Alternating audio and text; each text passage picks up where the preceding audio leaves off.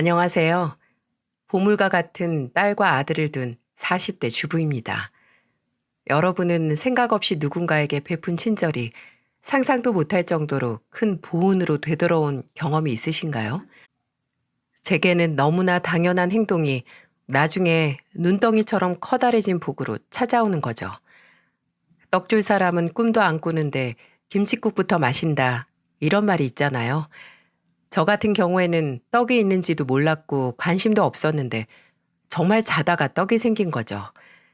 모든 일의 발단은 제가 지금의 남편을 만나면서 시작됐어요. 저와 남편은 음식 소모임에서 만났는데요. 같은 관심사를 같은 사람들끼리 모여서 정보도 공유하고 대화도 하는 모임이었죠. 음식 모임인 만큼 서로만의 조리법, 맛집 등을 공유하고 만나서 새로운 맛집을 개척하기도 했고요. 회사 생활에 찌든 저의 숨통을 틔워주고 소소한 행복을 주는 모임이었어요. 그리고 그 모임에 가면 남편을 만날 수 있었거든요. 남편은 첫인상부터 정말 딱 제 스타일이었어요. 저는 저와 같은 상식선을 가진 사람을 좋아했거든요. 왜 사람들마다 상식이라는 기준선이 있잖아요. 남편은 저와 딱 맞는 퍼즐 조각처럼 말이 잘 통하는 사람이었습니다. 그런 남편과 마음이 맞아 20대 후반에 약 3년간의 연애를 했고 결혼을 했습니다. 제 마음에 쏙 드는 성격과 상식선을 가진 남편이기에 그런 남편의 부모님께서도 남편만큼 좋은 분들이라는 막연한 예상을 했습니다. 하지만 아무리 같은 가족이라도 모두 닮진 않잖아요. 같은 부모 아래서 자라도 제각기 자라는 게 형제 자매니까요. 남편의 누님분들, 그러니까 시누이들이 그런 예였습니다. 처음으로 남편의 본가로 인사를 드리러 가는 날, 남편이 제게 넌지시 경고를 하더라고요. 집에 가면 누나들도 있을 거야. 막내 동생 데려오는 여자 궁금하다고 난리다 난리. 내가 중간에서 맡긴 할 테지만 혹시나 누나들이 무례하게 굴면 그냥 무시해. 뭐야 민준 씨, 왜 이렇게 겁줘? 뭐 얼마나 잡으시겠어. 말리는 시누이도 다 옛말이야. 우리 누나들은 그냥 시누이지 수준이 아니라서 그래. 아유, 사람들이 나쁜 건 아닌데 그냥 종종 사람 속을 긁는 소리를 아무렇지 않게 하거든. 우리 어머니 쏙 닮은 거지 뭐. 그러니까 주아 씨가 웬만해서 상처 안 받았으면 좋겠어. 그냥 흘려들어 흘려. 알았네요. 내가 더 알아야 할 거 있어 또? 아, 누님분들 이혼하셨다고 했었나? 그럼 난 그냥 모른 척하고 있는 게 낫겠네? 애들은 있으시고? 둘 다 있어. 근데 다 전 남편들이 키워. 누나들은 그냥 아버지한테 종종 돈 타가서 쓰는 게 취미야. 둘 다 마흔인데 보면 속이 꽉 막힌다, 꽉 막혀. 남편에게 전해들은 걸로만 보면 시누이들은 그저 아나무인, 선을 지키지 못하는 무례한 사람들처럼 들리더군요. 본인이 중간에서 말리겠다. 그래도 너무 심하게 대하진 않을 거다. 그래도 무슨 말을 들으면 상처받지 마라. 이렇게 어찌나 강조하는지 이게 겁을 주는 건지 안심을 시키는 건지 모를 정도였죠. 직접 마주한 시누이들은 남편이 저에게 미리 경고를 할 정도로 세긴 센 분들이었네요. 민준이랑 나이 차이 얼마 난다고 했지? 연상? 동갑이야, 동갑. 어머, 근데 좀 민준이보다는 더 성숙해 보이네요. 우리 민준이가 곱게 자라서 얼굴에 풍파가 없긴 해. 성숙과 노숙 사이? 나쁘게 듣지 말아요. 그런 타입 중에 세련된 타입들이 많거든. 언니 너무한다. 회사 다닌다고 했죠? 민준이랑 같은 회사? 뭐 어딨지? 식품 쪽이었나? 저기요, 나 말고 동생이 또 있나? 식품회사에서 일하는 동생은 또 누구야? 누나 남동생은 제약회사고요. 주아 씨는 홍보대행사야. 아, 홍보. 그럼 직급은 어떻게 돼요? 예, 미수가. 그만 좀 물어봐라. 네 아버지랑 나도 가만히 있는데 왜 너희가 유난이니? 엄마는 이게 무슨 유난이에요? 우리 막내 만나는 여자 능력 좀 보려고 하죠. 주아 씨 불편해요? 아니면 말하기가 좀 그런 수준인가? 아니요, 불편하긴요. 괜찮아요. 저는 지금 과장 단지 한 1년 가까이 되고 있어요. 어머, 팀장? 와, 주아 씨. 나이치고는 승진이 좀 빨랐나 보네요. 네, 얼굴이 노숙한 만큼 직급도 좀 빨리 달았어요. 유쾌하진 않았지만 뭐 이 정도 공격은 간지럽지도 않았습니다. 회사 다니면서 볼 꼴, 못 볼 꼴 보면서 단련된 멘탈인데 오히려 옳게 기죽이기 수가 빤히 보여서 싱거울 정도였죠. 제가 그날 인사 자리에서 신경이 쓰였던 건 미숙한 시누이들이 아니라 시부모님들이었습니다. 그래, 신혼집은 어디로 하기로 했다고? 제 회사에서 좀 더 가까운 곳으로 하기로 했어요. 거기가 집값이 싸기도 하고 저는 대중교통 타고 다니고 주아 씨는 차 끌고 다니기로 해서요. 어, 그래. 세아가 혹시 결혼 준비하면서 도움 필요하면 가리지 말고 말해라. 민준이 이놈이 영 뭐가 필요하다면 필요하다고 말을 안 해서 도통 내가 뭘 해줘야 하는지 감이 안 잡혀. 아니, 아버지. 민준이만 자식이에요? 늘 저렇게 민준이한테 못해줘서 안달이시라니까. 네 언니랑 너랑 다 시골일 때 100% 지원해줘도 말아먹었으면서 무슨 말이 그렇게 많어? 아버지, 전 딱히 해주실 거 없어요. 예산도 저희가 모은 돈으로 넉넉하고요. 이놈아, 나중에 저 두 놈들처럼 섭섭하다고 하지 말고 지금 말해라 지금. 저것들은 받아놓고서도 섭섭하다고 하지 않냐? 세아가 뭐 필요한 건 더 없냐? 말씀만으로도 감사합니다, 아버님. 혹시라도 도움 필요하면 민준 씨 몰래 제가 말씀드릴게요. 그래, 그래. 이 재미없는 놈한테는 말하지 말고 나한테 직접 말해라. 아유, 아주 며느리가 예뻐 죽겠수? 눈에 넣어도 보지 그래요? 내가 또 뭘 거슬리게 했다고 그래? 마누라는 찬밥 취급하는 양반이 며느리 앞에서는 이빨 빠진 호랑이 마냥 허허실실거려서 신기해서 그래요. 신기해서. 어머니, 아버지가 언제 어머니를 찬밥 취급했어요. 좋은 날 꼭 해야 할 말도 아니고. 그래, 찬밥이었다가 끓임을 부어줘서 미지근하게 만들어주긴 했지. 참나, 언제 그렇게 다정한 성격이었다고 아주 꿀이 뚝뚝 떨어지네, 어? 분명 시아버지는 제게 정말 다정한 분이셨어요. 처음 얼굴을 보자마자 새아가, 새아가 하면서 언제나 뭔가 챙겨주려고 하셨죠. 시어머님도 좀 묵뚝뚝하고 말이 별로 없으셨지 크게 나쁘신 분은 아니었어요. 까탈스럽긴 하셨지만 예의가 있는 분이었습니다. 근데 두 분 사이가 묘했어요. 특히 시어머니는 저녁 식사 내내 시아버지의 모든 말을 탐탁지 않아 하셨고 또 종종 괜한 트집을 잡으셨어요. 솔직히 그때는 아, 내가 오기 전에 두 분이 싸우셨나 보다라고 생각을 했죠. 남편도 딱히 말을 하지 않았으니까요. 시아버지가 시어머니와 또 시누이들과 사이가 좋지 않은 만큼 남편에게 의지를 많이 하셨어요. 남편은 종종 시아버지의 호출을 받고 가서 함께 술 한잔 하자고 들어오곤 했습니다. 시댁에서 새로운 식구가 된 절 가장 환영해 준 사람도 바로 시아버지였고요.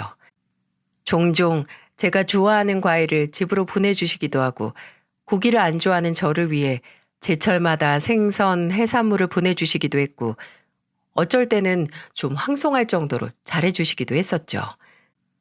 어느 날 퇴근 전에 시아버지에게서 전화가 오는 겁니다. 여보세요? 아버님 웬일이세요? 세아가, 너 이제 퇴근하냐? 네, 이제 퇴근하려고요. 왜요? 내가 지금 너희 회사 근처인데 내려오면 바로 내 차 보일 게다. 네? 아버님이요? 갑작스런 방문에 어안이 벙벙했어요. 집도 아니고 회사에 오신다고? 무슨 일이 났나 싶어서 헐레벌떡 회사 건물 밖으로 나와서 시아버지의 차를 찾았습니다. 영문을 모르는 제가 조수석에 타면서 시아버지에게 무슨 일이냐고 물어도 기다려 보라고만 하시고 운전을 하시더라고요. 궁금증만 증폭시켜 놓고 시아버지가 저를 데려간 곳은 다름 아닌 근처에 있는 백화점이었어요. 그날은 저의 생일 전날이었고 시아버지는 제게 생일 선물을 사주시기 위해 백화점으로 저를 데리고 오신 거였죠. 내가 알아서 사고 싶어도 이 늙은이가 젊은 애들 취향을 어떻게 알아. 가서 원하는 걸로 골라 잡아라. 너무 싼 걸로 잡으면 통과 안 시킬 거다. 시아버지는 일정 금액 이상의 물건을 고르라고 제게 말씀하셨어요. 저는 백화점에서 덜컥 비싼 물건을 고를 수 없어서 발만 동동거렸죠.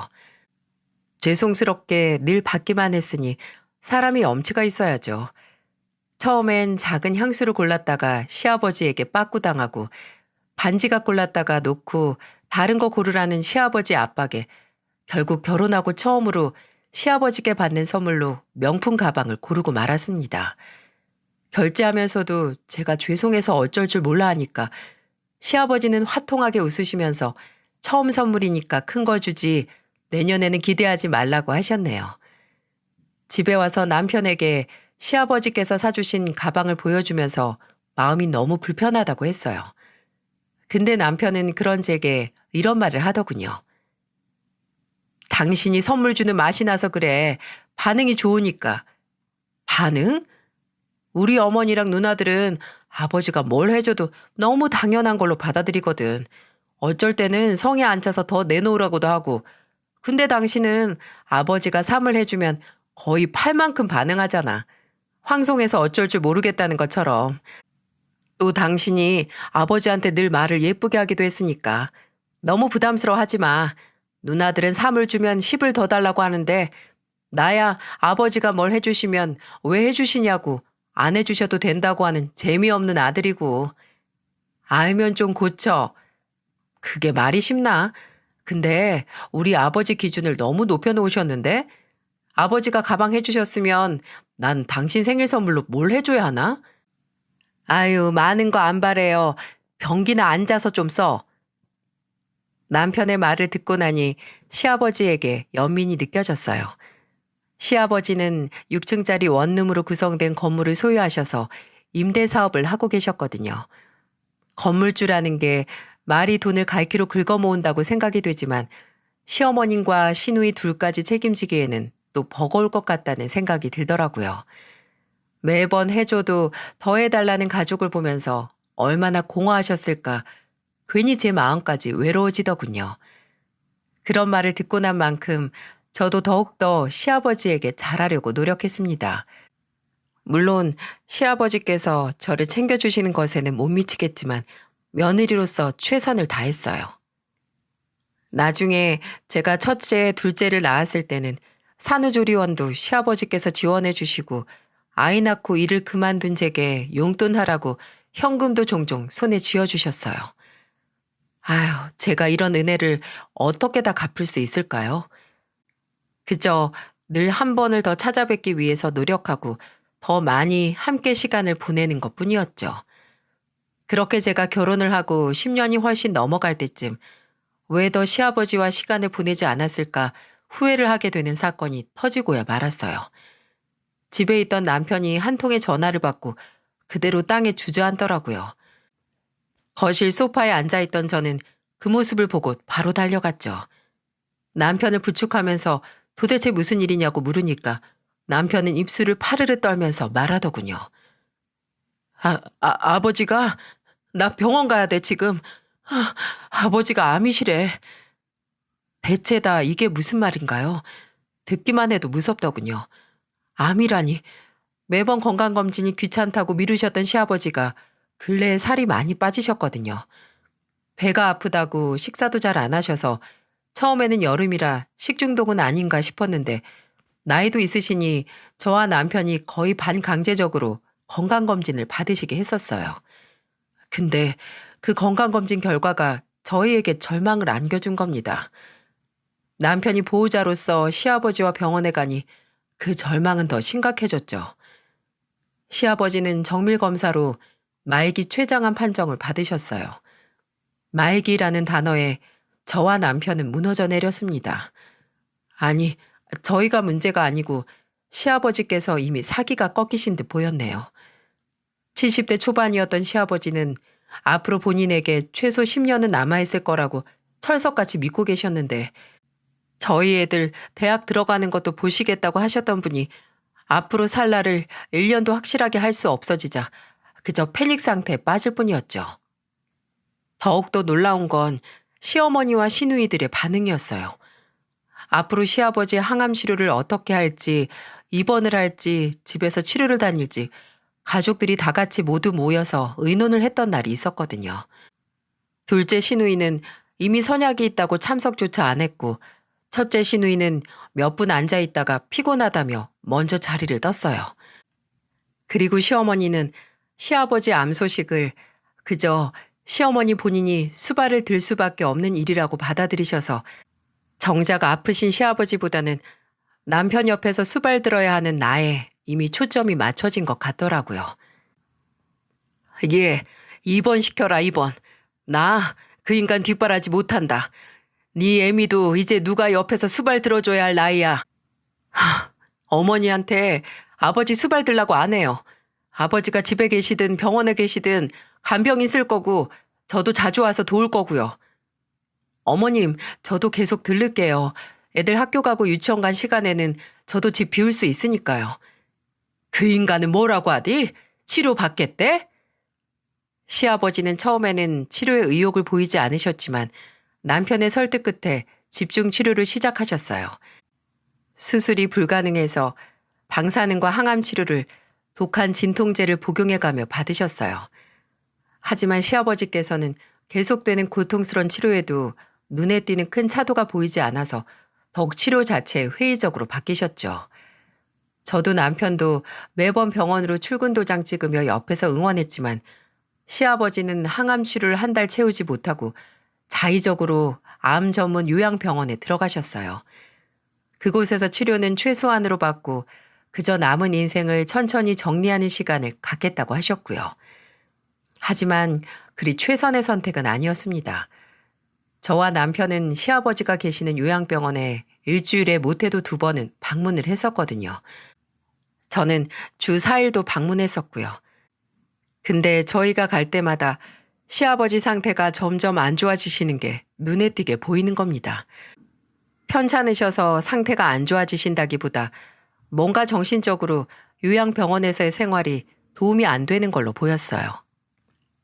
시누이와 시어머니는 처음 요양병원 들어가는 날 1번 가고 나중에는 별의별 핑계를 다 대면서 가지 않았거든요. 시아버지를 만나러 가는 가족은 오직 저와 남편 그리고 저희 애들 뿐이었어요. 그러니 시아버지가 점점 우울해하시는 것도 이해가 가더라고요. 그리고 그뿐만이 아니었어요. 어느 날은 제가 일이 있어서 친정에 간 날 전화가 오는 겁니다. 바로 시아버지셨죠. 아버님, 무슨 일이세요? 식사는 하셨어요? 세아가, 너 어디냐? 저 잠깐 친정에 왔어요. 민준이는 지금 회사겠지? 얘가 통 전화를 안 받네. 아버님, 무슨 일 있으세요? 저한테 말하세요. 세아가, 나 좀 데리고 나가주렴. 내가 여기서는 도저히 제정신으로 못 버티겠다. 네? 아버님 그게 무슨 말씀이세요? 어디가 더 안 좋아지신 거예요? 무슨 일 있으셨어요? 아휴, 오늘 아침에 인사한 인간이 점심 먹을 때쯤 실려가고 방금까지 옆에서 농담이나 하던 양반이 다음날 아침에 보이질 않으니까 내가 통 불안해서 살겠니? 나도 언젠가 저렇게 하루아침에 너희한테 작별 인사도 못하고 갈까봐 무섭다 무서워. 나 좀 제발 여기서 나가게 해주렴. 부탁이다. 나 그냥 내 집에서 편안히 눈 감고 갈란다. 네, 알겠어요, 아버님. 조금만 기다리세요. 저는 전화를 끊자마자 바로 남편에게 연락을 했습니다. 처음 입소할 때 접수했던 남편에게 인터넷으로 퇴소 신청을 하라고 했고 저는 짐가방을 챙겨서 병원으로 갔네요. 가서 시아버지 상태를 설명하고 스트레스 때문에 병세가 더 악화될 것 같다고 한 뒤에 퇴원 수속을 밟았습니다. 그때 저를 본 시아버지의 눈빛을 아직도 잊지 못합니다.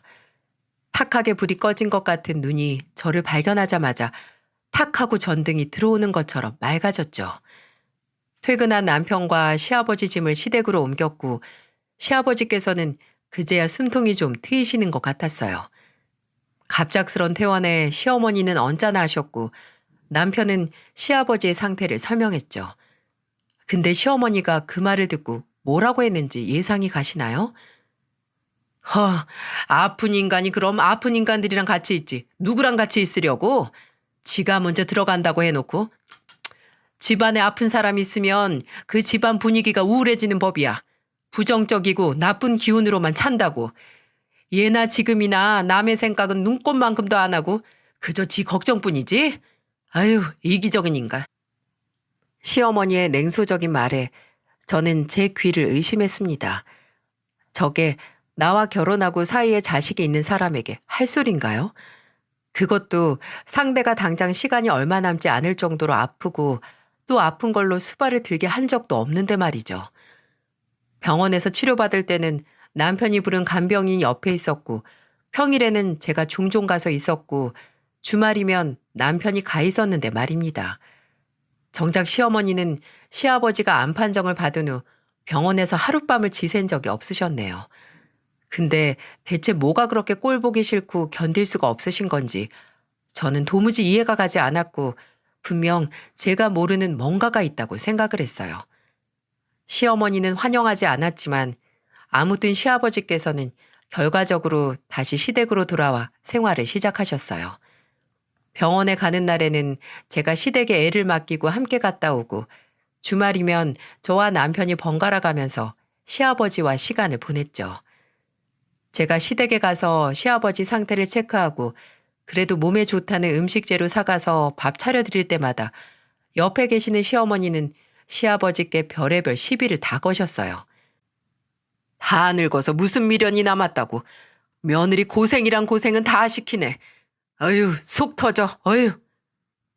가시돋친 말만 하는 시어머니와 그런 시어머니의 말을 묵묵히 듣기만 하는 시아버지. 그 사이에서 저는 불편해서 죽을 것 같았어요.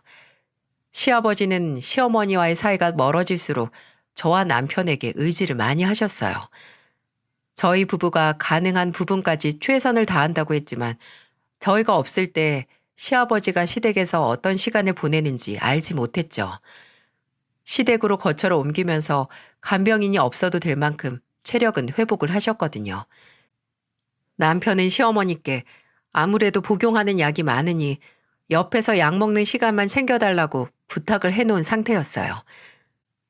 근데 한 번은 저와 남편이 하루 시댁에 방문을 못했던 날 시아버지께서 응급실에 갔다는 시어머니 연락을 받게 됐죠. 저와 남편은 허둥지둥 병원으로 향했고 알고 보니 시아버지께서 진통제를 비롯한 약을 제때 드시지 못해서 통증으로 경미한 발작이 왔던 거였어요. 병원에서 마지막 식사가 언제냐고 묻는데 시어머니는 태어난 얼굴로 점심은 먹고 저녁은 안 먹었다고 하시는 겁니다. 식사를 제때 안 하시고 약도 건너뛰신 거죠. 저와 남편은 하루 동안 시아버지 상태를 확인 못해서 이런 일이 일어났다는 죄책감을 가지고 시아버지를 병원에 입원시켰어요. 차도를 보고 검사를 하기 위해 며칠 입원해야 한다고 하더라고요. 저는 일단 시어머니를 시댁에 데려다 드리고 시아버지가 쓰실 짐을 챙겨와야 했고 남편은 다음날 출근을 해야 했기에 시아버지께서 잠든 틈을 타서 자리를 비웠습니다. 그리고 셋이서 시댁으로 갔어요. 남편은 시댁 문턱을 넘자마자 시어머니에게 불같이 화를 내더군요. 제가 뭐 많은 거 부탁했어요? 약 제때 드시는지 확인만 해달라고 약 먹기 전에 식사만 챙겨달라고 했잖아요. 얘는 왜 이렇게 소리를 질러 지르길 내가 뭐 한 번 약 건너뛰었다고 이렇게 유난을 떨 줄 알았니? 그리고 내가 그 인간 밥을 왜 꼭 챙겨줘야 돼? 아니 손이 없어요 발이 없어. 잘만 걸어다닌 인간이 밥을 굶기는 왜 굶어? 어머니 아까 병원에서 뭐 들으셨어요? 아버지가 주무시다가도 밥도 약도 못 드신 거 아니에요. 정말 당장 푹 쓰러질 정도로 기력 없는 양반이 세상 모르고 자고 있으면 좀 깨워서 밥 먹고 약 먹고 다시 자라고 하기가 그렇게 어려운 거냐고요. 내가 뭐가 예뻐서 그런 수고까지 해. 내가 왜? 너, 네 애미가 얼마나 불쌍하게 살았는지 몰라서 그런 소리 하는 거야? 옆에서 그저 시어머니와 남편의 싸움을 두고 볼 수밖에 없던 저는 이제 올 것이 왔다고 생각했어요. 이제 시어머니와 시아버지 사이에 있던 거대한 벽의 실체를 알 수 있겠다고요. 남편은 가슴을 치며 얘기하는 시어머니 앞에서 크게 한숨을 쉬며 말했습니다. 또 그 소리예요? 또? 전 분명 말했어요. 꼴도 보기 싫으면 도와드릴 테니까 이혼하시라고요. 근데 어머니는 이혼 안 한다고 끝까지 고집 부리셨잖아요. 아버지 옆에 남겠다고 한 건 어머니예요. 근데 왜 매번 옆에서 아버지 꼴도 보기 싫다고 하면서 스스로 속을 썩히시는 건데요. 어머니, 아버지 요양병원에서 퇴원하시고 죽어라 눈치 주셨다면서요. 아버지가 주방에만 들어가시면 또 뭘 처먹으려고 들어간다고 눈치 줘서 아버지가 방 안에서 꼼짝도 못하게 만드셨다면서요. 그래, 내가 그랬다, 내가. 나 그 정도 눈치 줄 자격 있어. 그 인간이 젊었을 때 허구한 날 마음에 안 들면 나한테 손찌검하고 매번 다른 여자 만나면서 내 영혼 갉아먹었으니까 난 늙고 병든 인간 옆에 두고 눈치나 줘야 속이 풀리겠다. 그게 목적이었어요?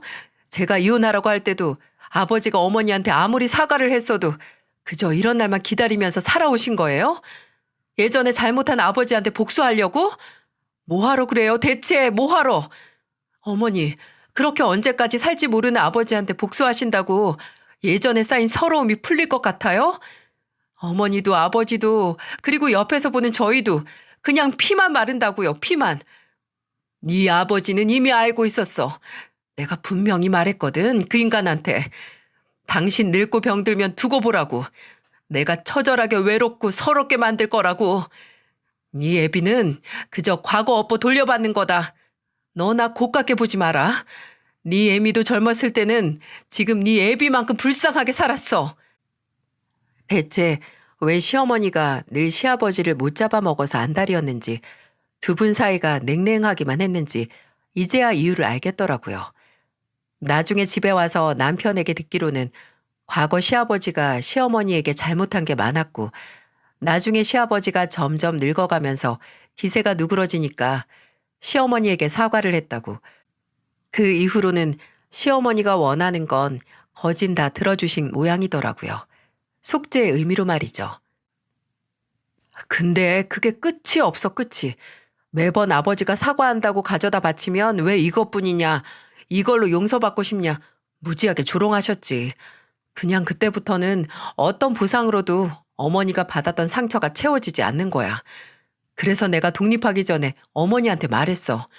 어떻게든 도와드릴 테니까 이제라도 이혼하시라고. 차라리 안 보고 사는 게 어머니한테 좋은 것 같다고. 너무 아버지와의 관계에 매달리고 집착하는 게 어머니한테 안 좋으니까. 근데 어머니는 죽어도 이혼 못한다고 하셨어. 누구 좋으라고 이혼해 주냐고. 그저 죽을 때까지 옆에서 괴롭힌다고 하시는 거야. 그게 뭐냐고 진짜. 그게 같이 사는 자식들한테 할 짓이야? 진짜 내가 피가 말라서 독립했어. 누나들도 도움 안 되니까 그냥 내가 나왔지 뭐. 본인에게 상처 준 사람에게 남은 평생에 걸친 복수를 한다는 시어머니와 아내에게는 나쁜 남편이었지만 자식에게는 좋은 아버지였기에 그런 아버지도 사랑하는 남편 모두 다 이해가 갔기에 어려운 문제였어요. 하지만 확실한 건 하나 있었어요. 시어머니의 복수 방식이 당장 살 날이 얼마 남지 않은 시아버지에게 가혹하다는 것과 자식인 남편은 물론이고 시어머니 본인에게도 유해하다는 것을요. 이 사건 이후로 남편과 시어머니 사이의 골은 점점 더 깊어졌습니다. 남편은 이 문제를 나 몰라라 하는 시누이들에게도 점점 뒤돌기 시작했어요. 아예 일말의 희망도 기대도 하지 않게 됐죠. 저도 마찬가지로 인간적으로 시누이들이 이해가 가지 않았고요. 저희 집에는 당장 시아버지에게 내어드릴 방이 없었기에 그저 제가 시댁으로 출근하듯 가서 시아버지를 챙겨드렸고요. 남편은 퇴근을 아예 시댁으로 해서 하루에 한 번은 시아버지 얼굴을 봤습니다. 그리고 주말이면 꼭 저희 애들을 데리고 시아버지를 찾아갔죠. 얼마 남지 않은 시간, 손주들과의 시간을 어떻게 해서든 더 보내게 해드리고 싶었으니까요. 그렇게 아슬아슬한 날이 지나갔습니다. 시아버지께서 복용하는 약은 나날이 늘어만 갔고 손등에는 더 이상 주사 바늘이 들어가지 않을 정도로 가죽만 남게 됐어요. 그리고 시아버지께서 암 판정을 받고 석 달이 지날 때쯤 시아버지의 생신날이 다가왔어요. 저와 남편은 어쩌면 마지막일 수도 있는 생신일지도 모르니까 가족들이 모두 모여서 축하하면 좋을 것 같다고 의견을 모았어요. 남편은 그때까지도 시어머니와 시누이들과 사이가 서먹서먹하다 못해 거칠거칠까지 했지만 시아버지를 위해서 내색하지 않고 참기로 했죠. 주말에 날을 잡아 시아버지 생신 축하 계획을 위해 시누이들에게 연락을 넣었는데 정말 생각지도 못한 대답을 들었네요. 다음 주 아버지 생신? 어머야, 나랑 정숙이랑 엄마랑 여행 가기로 했어. 뭐? 여행? 언제 가는데? 다음 주 수요일에 가서 그 다음 주 화요일에 한국에 도착하지. 수요일이면 아버지 생신이잖아. 그리고 한국에 도착한다고? 그럼 해외여행을 간다는 거야? 감으로. 지금이 비수기라서 티켓이 싸더라고. 엄마가 말 안 했어? 난 엄마가 한 줄 알았는데. 아니, 제정신이야? 다음 주에 아버지 생신 있는 거 다들 몰라? 진짜 이런 말 하기 싫은데 어쩌면 마지막일지도 모를 생신이야. 근데 고작 그 해외여행으로 아내랑 딸이 자리를 비우겠다고? 그럼 어떻게 하니? 이미 몇 주 전에 표 사고 호텔 예약하고 다 했는데 며칠 자리 비운다고 무슨 일 안 나. 너는 꼭 무슨 일 나길 바라는 사람처럼 말한다. 무슨 헛소리를 하는 거야? 아니 생각이 있는 거야 없는 거야? 이 집에 제정신 바뀐 건 나뿐이냐고. 남편은 속이 터져라 미치려고 했고 저는 어차피 와봤자 좋은 꼴 보여줄 사람들도 아니니까 차라리 잘 됐다고 생각하자고 남편을 위로했네요. 시아버지의 생신날 새벽같이 시어머니와 시누이들은 괌으로 떠났고 남편은 연차를 내고 저와 함께 시아버지의 생신상을 준비했습니다. 시아버지께서 평소 좋아하시는 음식을 빠짐없이 만들기 위해 새벽 시장에 갔다가 수산시장에도 가고 마지막에는 마트까지 들러서 어마어마하게 장을 봐왔네요. 시아버지는 본인이 주무시는 시간에 시어머니가 공항으로 떠나 텅 빈 집에서 저희를 기다리셨죠. 장을 다 보고 애들까지 데리고 시댁으로 가자 시아버지는 오랫동안 웃지 않았던 사람처럼 힘겹게 얼굴 근육을 움직여 저희에게 미소를 보여주셨어요. 저와 남편이 주방에서 이것저것 만들고 있을 때 아이들은 할아버지 앞에서 재롱을 부렸고요.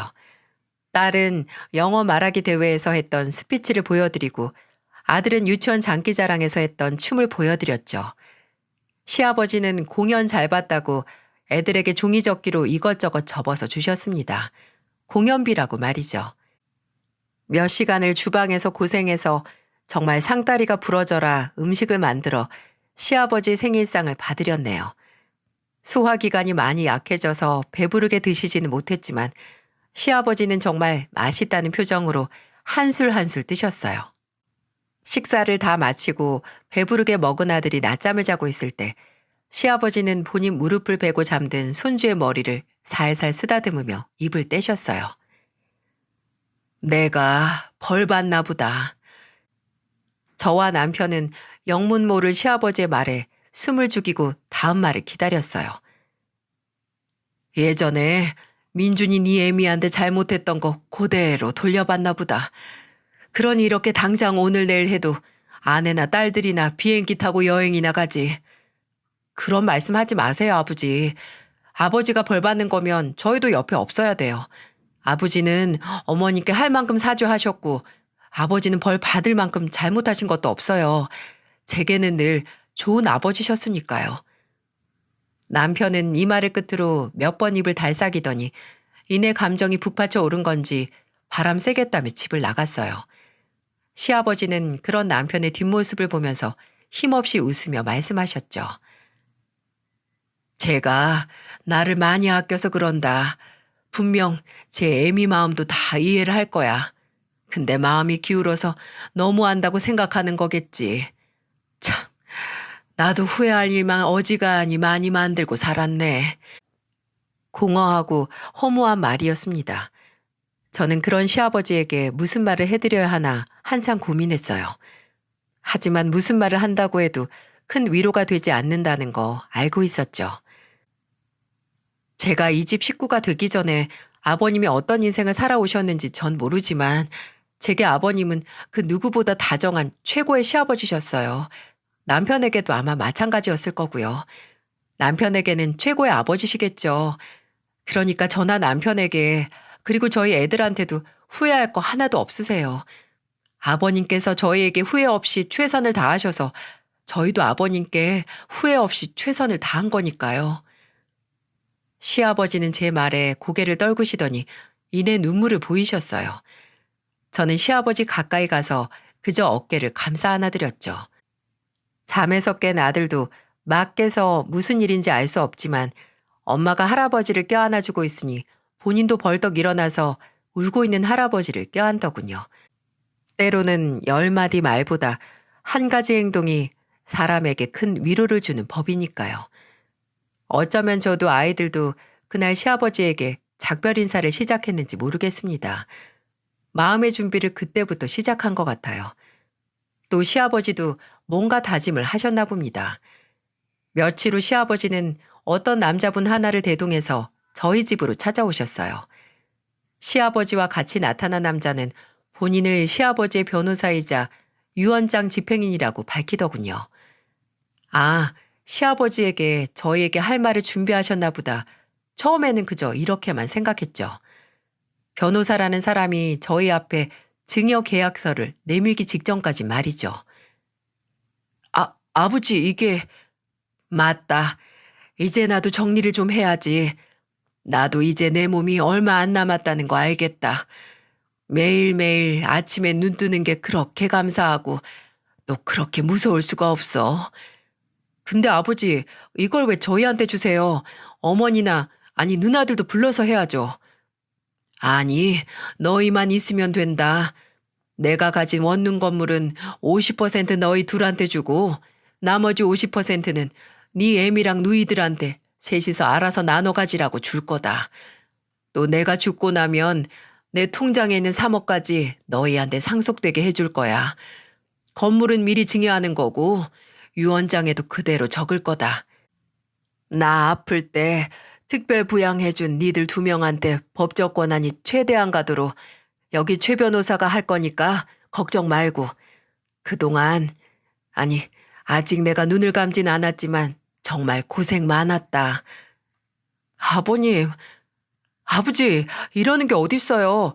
제가 뭐 이런 거 원한다고 지금까지 아버지 모신 줄 아세요? 니들이 재산 노리고 한 거 아니라는 거 누구보다 내가 더 잘 안다. 나는 그저 후회하지 않으려고 그러는 거야. 내가 이 돈을 끌어안고 죽겠니? 어디다가 뿌리겠니? 이 재산을 당연하게 생각 안 하고 거저 얻은 게 아니라 내 일부라고 생각하고 소중하게 여길 사람한테 더 많이 가도록 하는 것뿐이니까 부디 받아주길 바란다. 다시 한번 참 고생 많았다. 민준이는 답답한 아버지 옆에서 참느라고 고생 많았고 우리 새아기는 다 늙은 시아버지 간병해 주느라고 고생했고 내가 참 너한테 미안한 게 많어. 시부모도 부모라고 참 애썼어. 그런 말씀 하지 마세요. 먼저 저를 딸처럼 잘해주신 건 아버님이세요. 전 진짜 그냥 해주신 만큼 드린 건데, 아니, 저한테 지금까지 해주신 만큼 다 돌려드리지도 못했어요. 아니다. 줄 만큼 많이 줬어. 너희 덕분에 내가 후회 없는 인생을 산 것 같다. 그것만으로도 좋게. 이제 정말 눈 감는 게 두렵지가 않다. 마지막으로 내 뜻대로 너희가 이걸 받아줘야 정말 끝까지 후회가 없을 것 같다. 부디 너무 부담스럽고 마음 무겁게 느끼지 않았으면 좋겠구나. 저와 남편에게는 너무나 당연한 행동이었는데 시아버지께서는 눈 감아서도 후회 없게 만들 만큼 영향을 준 모양이었어요. 그 말이 너무 버겁고 또 죄송한 거 있죠?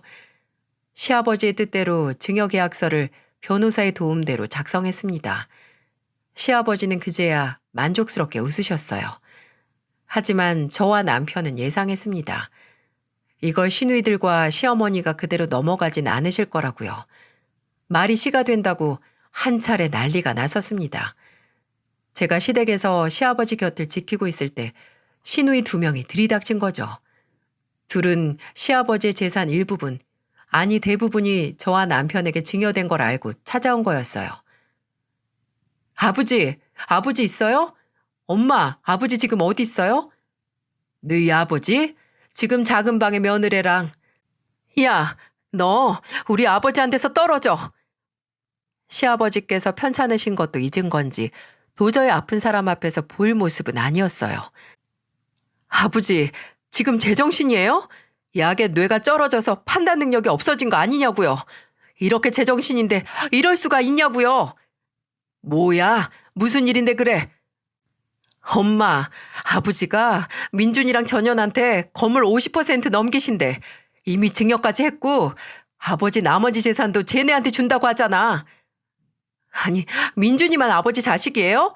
나랑 정숙이는 아버지 자식도 아니냐고요. 형님, 목소리 좀 줄이세요. 지금 아버님 몸 상태 알고도. 넌 입 닥쳐. 너랑 민준이가 뭐라고 아버지한테 바람을 넣는지 몰라도 우린 전혀 용납 못해. 저 양반이 진짜? 아니, 미숙이랑 정숙이는 당신 자식 아니야? 그리고 난 어떻게 하라고? 평생 당신 옆에서 속만 까맣게 타들어가면서 살았는데. 당신 언제든지 나랑 이혼할 수 있었어. 그거 안 하고 옆에 남은 건 당신 선택이야. 이제 상관 안 해. 내 인생 절반을 당신한테 미운 짓 하고 또 절반은 사과하고 산 걸로 좋게. 한 놈은 기억 못하고 당한 놈만 기억한다더니 당신이 사람이야? 당신이 나한테 어떻게 했는데? 그래, 그거 지금까지 당신한테 쭉 사죄해왔고 이제 상관없어. 어차피 당장 내일 아침에 못 일어나도 이상한 것 없으니까 더 이상 후회할 일 안 만들고 살 거야. 그리고 미숙이, 정숙이 너네 한평생 아버지 등골 빼먹고 살았으면 나머지 인생은 알아서들 살아. 내가 한 푼도 안 줬으면 억울하지라도 않지. 건물 나머지 50% 니들이랑 네 애미한테 줄 거니까 사이좋게 논아서 뭐든 하고 살아. 일을 해, 일을. 이것만으로 니들한테 많이 하는 거다. 언제까지 변변치 않은 직업 하나 없이 애비한테 타간 돈으로 살 거야? 아버지가 아무리 돈 묶어놔봤자 돌아가시면 바로 소송 걸 거예요. 공정하게 분배해야지. 쟤네가 뭐가 예쁘다고 그걸 다 줘요? 그럼 니들은 나한테 한 번이라도 공정했었냐? 그저 니들 애미한테 들은 혐오와 미움 그대로 받아들여서 애비를 애비 취급도 안 했으면서. 나는 마지막까지 나한테 잘했던 민준이랑 세아가한테 내 남은 최선을 다할 생각이다. 더 이상 군말하지 마. 더 말 보태면 나머지 50%도 도로 없던 일도 만들 테니까. 최 변호사한테 이미 다 말해놨다. 니들이 상속 재산 분할로 끝까지 물고 늘어질 테니 잘 막아달라고. 아버지, 어떻게 이러실 수가 있어요? 입 다물어. 이게 내가 해줄 수 있는 마지막 부모 노릇이야. 제발 독립 좀 해라, 독립 좀. 몸뿐만 아니라 심적으로도 독립해서 일하면서 제목 해내면서 살아. 거의 울부짖는 시누이들에게 시아버지는 단호했어요. 더 이상 물고 늘어지면 줬던 것도 빼앗고 경찰을 부르겠다고 했더니 분이 안 풀려서 이곳저곳 치고받고 하더니 나가버렸네요. 여전히 믿지 못하겠다는 듯이 노려보는 시어머니에게 시아버지는 이렇게 말하셨어요. 고만 쳐다봐. 어차피 꼴도 보기 싫은 얼굴 왜 자꾸 쳐다보나. 어차피 나 같은 인간은 포기했잖아. 왜 이제 와서 더 실망한 척을 하시나? 나는 이제 당신한테 할 만큼 했으니 예쁜 딸 둘이랑 잘 살아. 내가 지금까지 당신한테 미안했던 일이나 그간의 정을 생각해서 이 집은 내버려 둘 테니까 잘 살아. 나처럼 아프지 말고. 그게 시아버지가 시어머니에게 한 마지막 말이었어요. 남편과 저는 더 이상 시아버지를 시댁에 둘 수 없어서 저희 집으로 모셔왔습니다. 처음엔 왜 왔냐고 구박하던 시어머니도 시아버지가 나간다고 하자 난리를 부렸네요. 이제 와서 또 나가냐고 하면서요. 저희 집으로 오신 시아버지는 후련해 보이시기도 했고 또 서글퍼 보이시기도 했어요. 그리고 계속해서 혼자 중얼거리셨고요. 그래, 후회하면 안 되지. 후회하면 안 돼. 마치 본인에게 되새기는 듯한 말이었어요. 어딘지 그 모습이 결의에 차 있어 보여서 쉽게 다가갈 수도 없었죠. 그렇게 시아버지가 암 판정을 받고 10개월쯤 지났을 때 시아버지께서는 원하시던 대로 주무시다가 세상을 떠나셨어요. 아기처럼 잠든 얼굴로 더 이상 눈을 뜨지 않으셨죠. 마지막 가는 것까지 후회 없는 모습이었습니다. 저와 남편은 어느 정도 예상을 했고 마음의 준비를 했다고 생각했는데 전혀 아니었어요. 시아버님의 장례식 내내 눈물은 멈추지 않았고 또 동시에 웃음도 멈추지 않았습니다. 저와 남편은 예전 시아버지의 모습을 회상하며 울고 웃었어요. 정말 끝까지 사람을 질리게 만들었던 건 장례식 내내 시누이와 시어머니가 오지 않았다는 거였어요. 남편은 시아버지 발인 날까지 그림자 하나 보이지 않는 그 세 사람을 생각하면서 부들부들 떨더군요. 어떻게 이럴 수 있냐? 진짜 사람이면 이러면 안 되지. 그렇게 길기도 하고 짧기도 한 장례를 치르고 나서 이제 더 이상 아픈 곳 하나 없을 시아버지를 생각하면서 기쁘기도 했고 또 허전한 빈자리에 슬프기도 하더라고요. 그런 슬픔을 차마다 느낄 새도 없이 저희 집 현관 앞에 익숙한 사람 2명이 보이더군요. 그렇습니다. 바로 본인들 아버지 장례식에 참석도 하지 않은 시누이 2명이었죠. 남편은 제가 뭐라 말릴 새도 없이 그 둘 앞으로 가서 소리쳤어요. 여기가 어디라고 와? 진짜 누나들이 사람이야? 사람이냐고. 고작 그 돈 때문에 아버지 보내드리는 날도 오지도 않아? 이해해봐라. 고작 돈이란다. 참네. 너는 많이 받아서 아쉬울 거 없겠지만 우린 억울해서 요즘 잠도 못 자. 진짜 장난해? 염치가 있으면 양심이 있으면 더 바라면 안 되지. 대체 어디까지 구질구질해질래? 뭐? 구질구질? 이게 진짜 돌았나? 야, 잔말 말고 건물은 그대로 둘 테니까 아버지한테 받은 3억 그거나 내놔. 너희는 건물 50% 가져가니까 그 돈이나 내놓으라고. 너야말로 양심 있으면 그거 혼자 꿀꺽하는 거 아니지? 아니, 못 주겠는데? 그거 누나들한테 주면 우리 아버지가 저승에서도 후회할 일이라서 못 줘. 2달이 멀쩡하면 일을 해서 돈을 벌어. 아, 정신이 온전치가 못해서 어려우려나? 뭐? 이 자식이 진짜? 짝! 하다 돈 내놓으라고 패악질하고 이제 동생 뺨까지 갈기는 시누이들. 저는 도저히 일반적인 상식선을 그저 무시하고 넘다 못해 지려밟는 호용치 이상의 무례함에 더 이상 참을 수가 없었어요. 고삐가 풀리고 눈이 도는 기분이었죠. 야, 너 이리 와. 지금 남의 집 앞에서 뭐 하는 짓이야? 아, 너 이거 못나? 저는 그대로 남편 뺨을 갈긴 둘째 시누이 머리 끄댕이를 낚아챘어요. 말 그대로 나비처럼 낚아서 벌처럼 쌌죠. 옆에서 남편이 저를 말렸지만 저는 정말 오랫동안 참았거든요. 시누이 2명의 주제넘는 행동들을 말이죠. 야, 니들이 아버님한테 대체 뭘 해드렸어? 얼굴 비추는 것도 안 한 것들이 왜 이제 와서 걸리니 뭐니 난리냐고. 너 이거 안 놔? 이거 당장 놔. 손모가지 부러뜨리기 전에. 아, 무섭다, 무서워. 부러뜨리라고. 내 손모가지 부러지면 너는 모가지 날아가는 거야. 제가 둘째 시누이 머리끄댕이를 마치 질기고 질긴 미역 마냥 잡고 놔주질 않자 남편은 경찰에 신고를 했습니다. 남의 집 앞에서 돈을 달라고 난동 부리는 2명을 데려가라고 말이죠. 이후 시누이들은 포기를 하지 않고 저희를 찾아오고 연락을 해왔습니다. 심지어 진짜 상속증여 재산 분할을 신청했지만 시아버지께서 남기신 유언이 법적 효력을 발휘해서 기각됐죠. 몇 달이 지나 더 이상 저희에게 뭔가 받아낼 수 있는 게 없다고 판단하자 아예 다른 먹잇감을 찾더군요. 바로 시어머니였죠. 시누이 2명은 시어머니가 사는 집까지 팔아 나눠가지고 시어머니를 월세집으로 이사시켰습니다. 이것도 나중에 거의 연을 끈다시피 한 남편에게 시어머니가 연락을 해서 알 수 있었어요. 믿어지시나요? 시누이들에게 부모님이란 존재는 그저 뼈만 남을 때까지 살이란 살은 모조리 발라먹는 생선과도 같은 존재였던 거예요. 하지만 남편은 이미 질릴 대로 질리고 마음이 뜰 대로 떠서 시누이들에게 탈탈 털리고 혼자 남은 시어머니에게 연민조차 느끼지 않았어요. 남편에게 시어머니는 그저 본인의 복수를 위해 다른 가족들까지 괴롭게 한 사람, 그 이상 그 이하도 아니었거든요.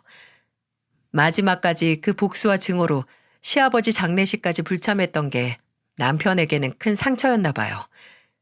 주기적으로 시어머니에게서 연락이 오긴 합니다. 이번 명절에는 올 거냐, 다음 명절에는 올 거냐, 손주들이 보고 싶다고요.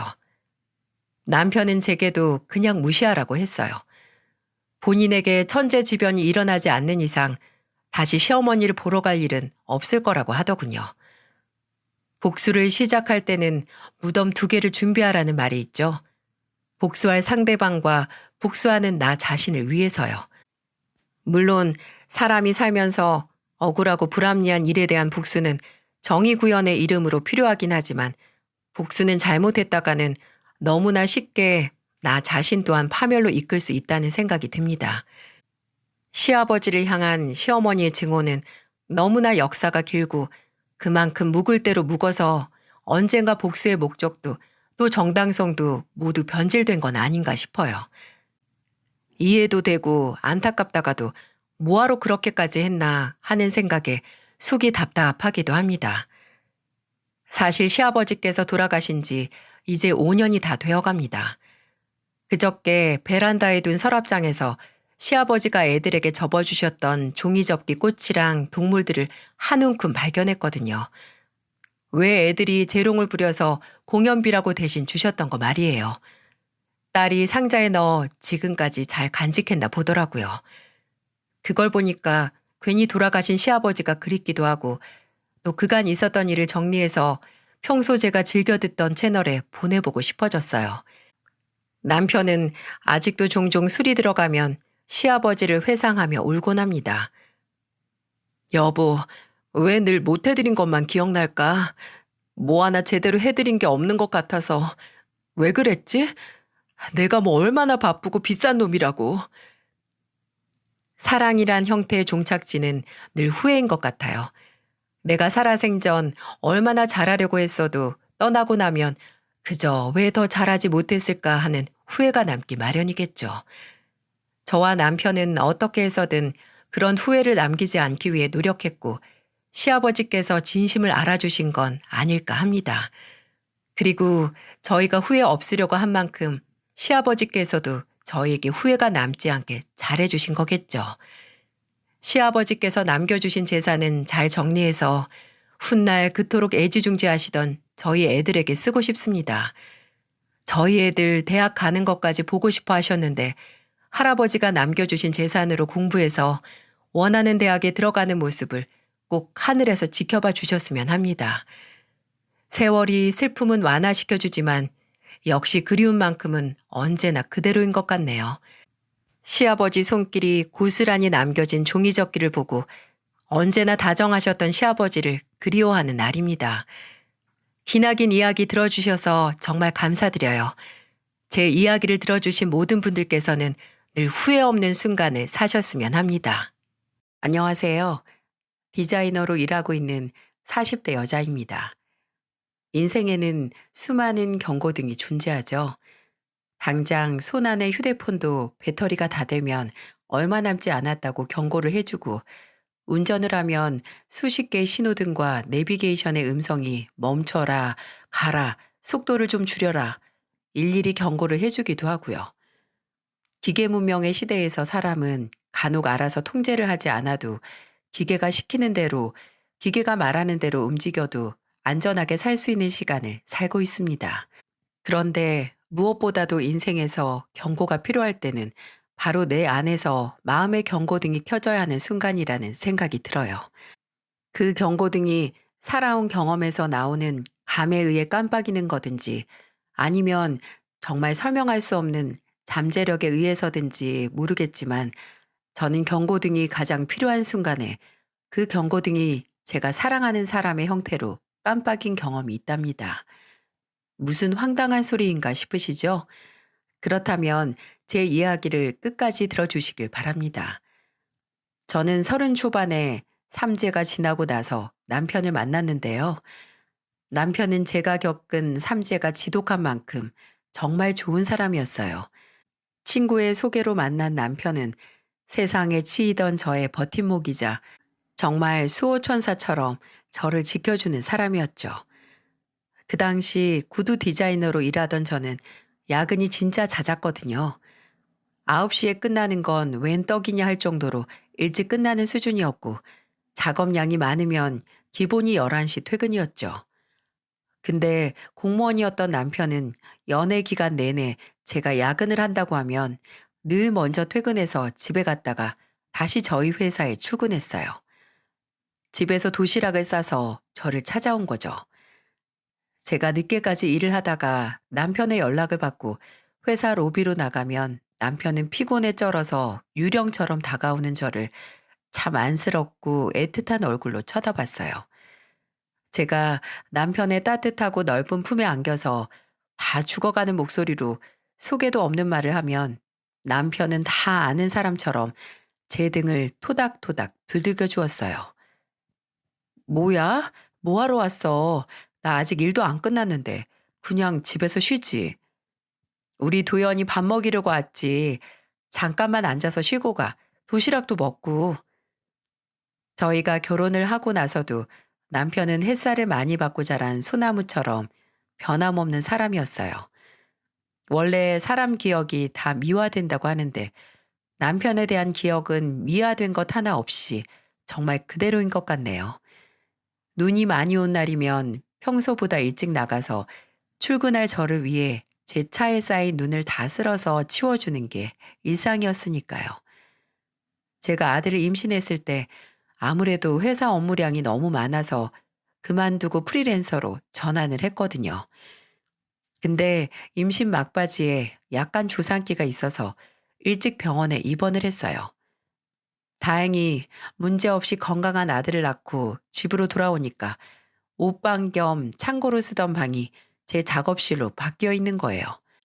알고 보니 남편이 저 집에서 편하게 작업을 하라고 저 모르게 천천히 방을 정리하고 꾸민 겁니다.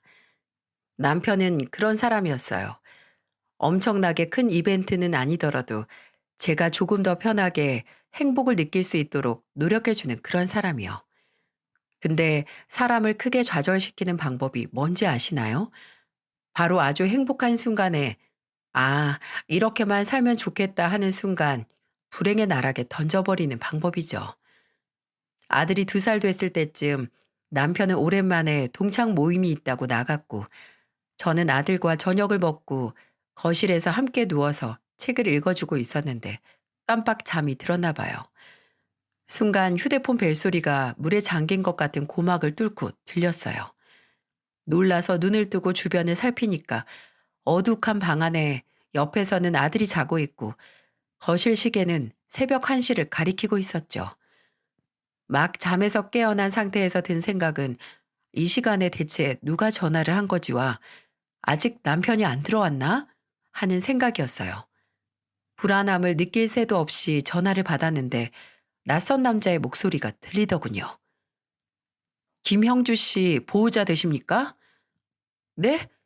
아, 네, 제 남편인데 무슨 일이세요? 어디서 전화하시는 거예요? 일단 침착하시고요. 이런 말 드리기 정말 죄송합니다만 지금 서울 땡땡 병원으로 와주셔야 될 것 같습니다. 남편분께서 지금 교통사고를 당하셨어요. 순간 이명이 들리더라고요. 몇 층 몇 호실로 오라는 남자는 본인을 경찰이라고 밝혔고 그 목소리를 듣는데 삐 하고 거슬리는 이명이 같이 들려서 몇 번을 뭐라고요? 뭐라고요? 하고 되물은 것 같네요. 다리에 힘이 안 들어가는데 일단 남편을 만나러 가야 하니 집에서 입던 잠옷 차린 그대로 아이만 데리고 나와 택시를 잡았어요. 근데 그 시간에 택시가 어떻게 빨리 잡힐 수 있었겠어요. 큰 길까지 계속 걷다가 나중에는 정신 차리고 코를 불러서 간신히 병원까지 갔죠. 하지만 제가 도착했을 때는 이미 남편은 이 세상 사람이 아니었습니다. 늦은 밤 신호등을 건너다가 신호 위반 차에 치인 남편은 제가 도착하기 5분 전에 숨을 거뒀어요. 뭐가 그렇게 급하다고 나랑 우리 애 얼굴 한 번만 보고 가지. 누워있는 남편에게 가까이 다가가지도 못하고 그대로 바닥에 주저앉아서 정말 오랫동안 울었습니다. 아들은 엄마가 목이 찢어져라 우니까 뭣도 모르고 따라 울기 시작했고요. 남편 장례식은 어떻게 치렀는지 아직도 기억이 안 나네요. 부모님과 가까운 친척들, 그리고 제 친구들이 와서 저 대신 많이 도와줬던 것 같은데 그냥 구석에 영원히 빠져나간 채로 아이만 안고 가만히 있었던 기억만 납니다. 장례식이 끝나고 남편을 낙골당에 안치를 시킨 후에도 달라지지 않았어요. 아니, 이제 품에 아이를 안고 있지도 않았습니다. 정말 애를 방치한 채 술만 먹은 것 같아요. 취하면 내 옆에 이제 남편이 없다는 걸 인지하지 않아도 되고 슬픔이 한순간에 사라지니까요. 정말 눈을 감고 누우면 다음날 눈을 뜨고 싶지 않았어요. 이대로 잠에서 깨지 않아도 괜찮다는 생각을 정말 무수히도 많이 했네요. 폐인 같은 생활이 지속됐고 프리랜서 계약을 했던 회사도 개인 사정으로 작업을 더 이상 미룰 수 없다는 통보를 해왔어요. 근데 손에 뭘 쥐고 집중을 할 수 있는 에너지 자체가 바닥나서 될 대로 되라라는 식으로 시간을 허비했죠. 그러다가 어머니께서 집으로 찾아오셨습니다. 딸이 힘든 것도 알고 이해하지만 손주가 방치되고 있는 것도 계속 두고 볼 수는 없으셨으니까요. 거의 몇 달을 조금의 청소도 되지 않고 먼지만 가득 쌓인 집을 둘러보신 어머니는 제게 뭐라 말은 못하시고 청소부터 시작하셨어요. 그리고 제 아들을 씻기고 밥을 먹이셨죠. 저는 당연히 앞에 놓인 죽 한 술도 뜨지 못했고 어머니는 그런 저를 빤히 보시다가 눈물을 흘리셨어요. 사위 보낸 지 얼마나 됐다고. 이제 딸까지 잃을 것 같아서 엄마가 너무 무서워. 도연아, 너 이렇게 시름시름 앓다가 잘못되면 이 엄마는 어떻게 하니? 우리 현준이는 또 어쩌고? 어? 도연아, 너 잘못되면 지금 너 슬픈 만큼 네 자식도 슬프게 만드는 거야. 우리 딸 천천히 다시 시작하자. 어? 김서방이 너 지금 이러고 있는 거 보면 마음 편히 눈을 감을 수 있겠어? 다행히 저는 어머니와 주변 사람들의 도움으로 일상을 천천히 회복해 나갔어요. 친구들도 서로 번갈아 가면서 저희 집에 와서 제가 밥은 잘 먹는지 제 아들은 잘 있는지 확인해 줬고요. 어머니께서도 시간 나실 때마다 집에 와서 제 곁을 지켜주셨죠. 체육교사인 동생도 발령난 학교가 멀리 있어서 자취하던 곳도 멀었는데 퇴근하면 종종 들러서 제 상태를 체크했습니다. 제가 올 필요 없다고 해도 제게 투덜거리면서 누나 보러 온 거 아니거든? 우리 현준이 보러 왔거든? 이렇게 말하면서도 한편으로는 냉장고에 든 음식이 줄었나 안 줄었나 확인하고 갔었어요. 집에서 일도 시작하면서 왜 사람이 업이 있어야 하는지 깨닫기도 했네요. 집중할 일이 있으니까 잡생각 없이 시간을 보낼 수 있었어요. 아들과 있을 때는 아들에게 집중을 하고 일을 할 때는 일에 집중하는 만큼 외로움이나 공허함을 완전하게 잊을 수 있어서 술도 자연스럽게 끊게 됐고요. 그렇게 남편을 쏙 빼닮은 아들과의 생활과 일에 치중하면서 7년 정도 세월이 흘렀습니다. 늘린 작업량만큼 남편의 빈자리를 잊을 수 있어서 솔직히 그동안 무리해서 일하긴 했어요.